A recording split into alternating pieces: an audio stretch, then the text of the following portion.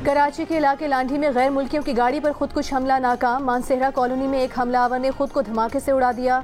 दूसरा दहशतगर्द security guard और police की फायरिंग से मारा गया। हमले में एक सिक्योरिटी गार्ड शहीद हो गया, एक सिक्योरिटी गार्ड और एक राहगीर जख्मी हुआ। तमाम गैर मुल्की महफूज रहे।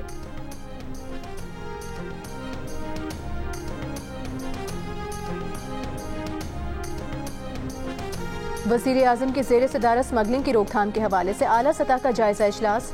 शहबाज शरीफ ने कहा कि आर्मी चीफ को स्मगलिंग के खात्मे के लिए हुकूमत के साथ मुकम्मल ताउन पर खिराज तहसीन पेश करते हैं। इजलास में AD ख्वाजा के सरबराही में अफगान ट्रांजिट रेट पर कायम शुदा तहकीकाती कमेटी की रिपोर्ट पेश। वज़ीर आज़म शहबाज शरीफ ने स्मगलिंग के खात्मे के लिए मुहिम तेज करने की हिदायत जारी कर दी।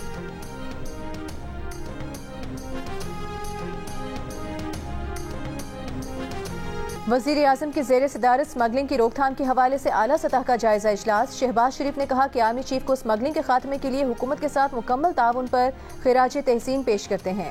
इजलास में AD ख्वाजा के सरबराही में अफगान ट्रांजिट रेट पर कायम शुदा तहकीकाती कमेटी की रिपोर्ट पेश।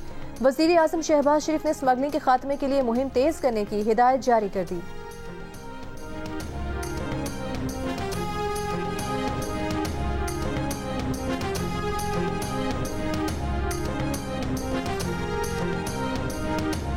ऐवान सदर में तो चीफ ऑफ जनरल स्टाफ को निशान इम्तियाज मिलिट्री देने की तकरीब। सदर मुमलिकत आसिफ अली जरदारी ने तो चीफ ऑफ जनरल स्टाफ को निशान इम्तियाज मिलिट्री से नवाजा।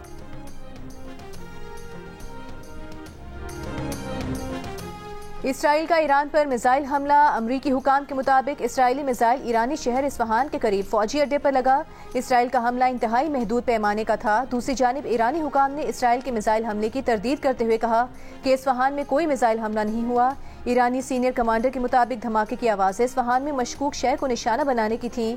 रात के वक्त होने वाले हमले से कोई नुकसान नहीं हुआ। ईरानी साइबर स्पेस सेंटर के तर्जुमान के मुताबिक इस्फहान की फ़ज़ा में 3 ड्रोन तबाह कर दिए गए।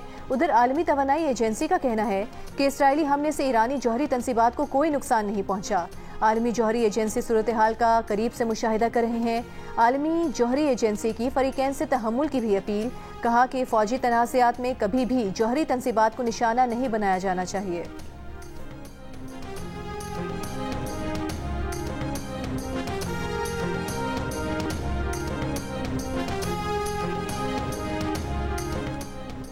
ईरान ने खबरदार किया है कि इसराइल ने ईरानी मफादात के खिलाफ मजीद फौजी कार्रवाई की तो फैसला कुन और मुनासिब जवाब देने से गुरेज नहीं किया जाएगा। ईरानी वज़ीर ख़ारजा हुसैन अब्दुल्लाहियान ने सलामती काउंसिल के इजलास में खिताब करते हुए कहा कि खित्ते की संगीन सूरत हाल के पेश नज़र तनाज़े को मजीद बढ़ने से रोकने के लिए अक़वाम मुत्तहिदा को मौका देने पर तैयार हैं। ईरान की एटमी सिक्योरिटी के कमांडर अहमद हक तलब ने खबरदार किया कि सहूनी हुकूमत ने ईरान की एटमी तनसीबात से मुताल्लिक़ कार्रवाई की तो जौहरी प्रोग्राम दोबारा शुरू किया जा सकता है। जदीद मिसाइल से इसराइल की एटमी तनसीबात को निशाना बनाएंगे।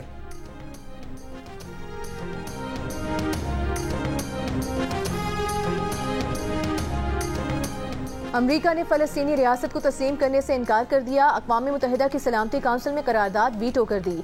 फ़लस्तीनी अथॉरिटी को मुकम्मल रुकनियत देने के हक में 12 अरकान ने वोट दिया। बरतानिया और स्विट्ज़रलैंड गैर हाजिर रहे। अमरीका फ़लस्तीन के खिलाफ वोट देने पर फ्रांस, जापान, जनूबी कोरिया, एक्वाडोर को कायल ना कर सका। फ़लस्तीनी सदर महमूद अब्बास की जानिब से अमरीका की मजम्मत। फ़लस्तीनी मंदूब रियाज मंसूर ने कहा कि फ़लस्तीनियों के आज़म को शिकस्त नहीं दी जा सकती।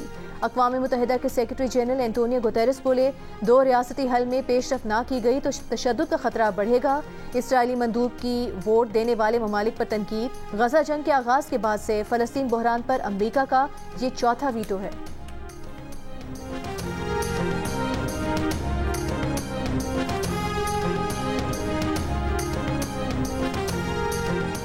वाशिंगटन में पाकिस्तानी मुआशी टीम की आलमी मालियाती इदारों और दोस्त मुल्कों के मुआशी हुकाम से गैर रस्मी मुशावरत। आलमी मालियाती इदारों के हुकाम का तवील के बजाय मुख्तसर मुद्दत के प्रोग्राम का मशवरा। ज़राए के मुताबिक आलमी मालियाती इदारों ने टैक्स निज़ाम को डिजिटाइज करने के लिए हर किस्म के रिलीफ को ख़त्म करने, हुकूमती कंपनीज़ को तेज़ रफ्तार निजकारी और नुकसान वाली सरकारी कंपनीज़ का इंतज़ामी कंट्रोल निजी शोबे के हवाले करने का मशवरा भी दिया। आलमी मालियाती इदारों ने गैर ज़रूरी हुकूमती महकमों को ख़त्म और दीगर में छांटी का भी मशवरा दिया।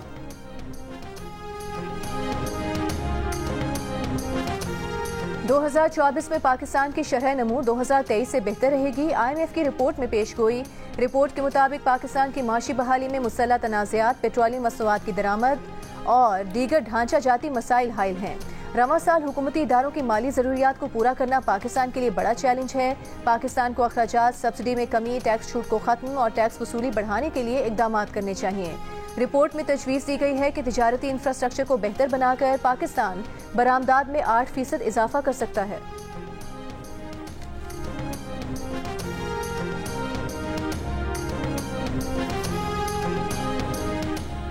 रावलपिंडी में रोटी की कीमत में कमी के खिलाफ नान भाइयों का हड़ताल खत्म करने का ऐलान। जिला इंतजामिया का महंगी रोटी बेचने वालों के खिलाफ ट्रैक डाउन, शटर डाउन करने वाले तनूरों को सील करना शुरू कर दिया।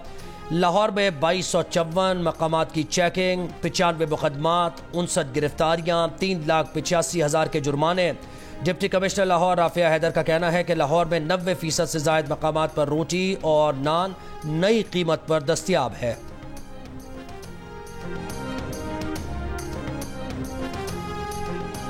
तहरीक इंसाफ के रहनुमा परवेज इलाही को अडयाला जेल से कहीं और मुंतकिल न करने के लिए दायर दरखास्त पर इस्लामाबाद हाई कोर्ट में समाअत। अदालत का पिम्स के मेडिकल बोर्ड को परवेज इलाही की सेहत का दोबारा जायजा लेने का हुक्म। अदालत ने मेडिकल बोर्ड को हुक्म दिया कि हफ्ते को दौरा करके रिपोर्ट दें कि परवेज इलाही को जेल रखें या अस्पताल मुंतकिल किया जाए। जेल में फराहम करदा सहूलियात पर भी रिपोर्ट तलब। जस्टिस अरबाब ताहिर ने इस्तफसार किया कि 78 साल शख्स की क्या हालत होगी, उनके साथ सरकार क्या कर रही है। इस पर मेडिकल बोर्ड के सरबराह ने कहा कि परवेज इलाही की तबीयत अब बिल्कुल ठीक है, उन्हें वापस जेल मुंतकिल कर दिया है।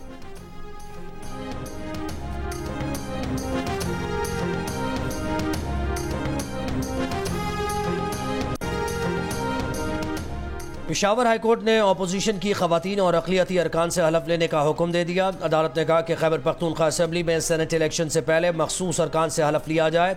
वज़ीर आला और सूबाई काबीना असम्बली इजलास तलब करने के लिए इक़दामात करें। आइन के आर्टिकल 105 के तहत 14 दिन के अंदर KP असम्बली का इजलास तलब किया जाए। मखसूस नशस्तों पर नौमुंतखब अरकान को हलफ से रोकना आइन की खिलाफ वर्जी है। इस साल हम भी हज मामलात की निगरानी करेंगे, इस्लामाबाद हाई कोर्ट के रिमार्क्स। जस्टिस अरबाब मोहम्मद ताहिर ने निजी कंपनीज के हज कोटा से मुतालिक केस में वजारत मजहबी उमूर को तनबीह की कि अगर किसी ने टैक्सी से मुतालिक भी शिकायत की तो आपकी खैर नहीं। जस्टिस अरबाब ताहिर ने रिमार्क्स दिए कि हर साल 5-5 बंदे सेक्रेटरीज और वुज़रा अपनी तरफ से भेजते हैं। FIA से भी तफसील मंगवा लेंगे। पैरामेडिक स्टाफ में किस किस को भेजते हैं हम सारा फॉरेंसिक करवाएंगे। कितना कोटा दिया गया है हम पाकिस्तानियों को बुलाकर पूछेंगे। 1800 अफराद गए तो क्या सहूलत फराहम की।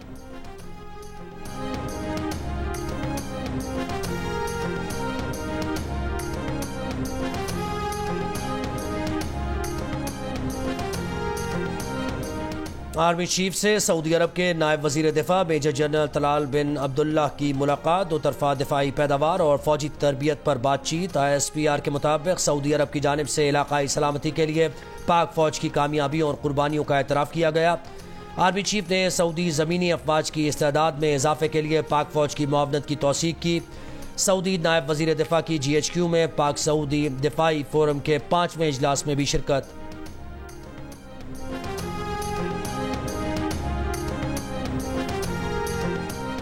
ऑपोजिशन ने हम पर तनकीद करनी है, करे, पाकिस्तान पर तनकीद करने की इजाज़त नहीं दी जाएगी। इनके लीडर का वतीरा रहा है कि पाकिस्तान की खारिजा पॉलिसी के साथ खेलें। विफाकी वज़ीर इत्तलात अता तारर का कौमी असम्बली से खिताब। अताउल्लाह तारर के खिताब के दौरान ऑपोजिशन का शोर शराबा। अता तारर ने कहा कि पहले इनके अरकान बयान देते हैं, फिर पार्टी अकाउंट से तरदीद आती है। यू टर्न लेना इस पार्टी का वतीरा रहा है। इनको अडयाला से ऑर्डर आता है कि दोस्त मुल्क के खिलाफ बयान दो। ये वही हैं जिन्होंने 9 मई के हमले किए थे।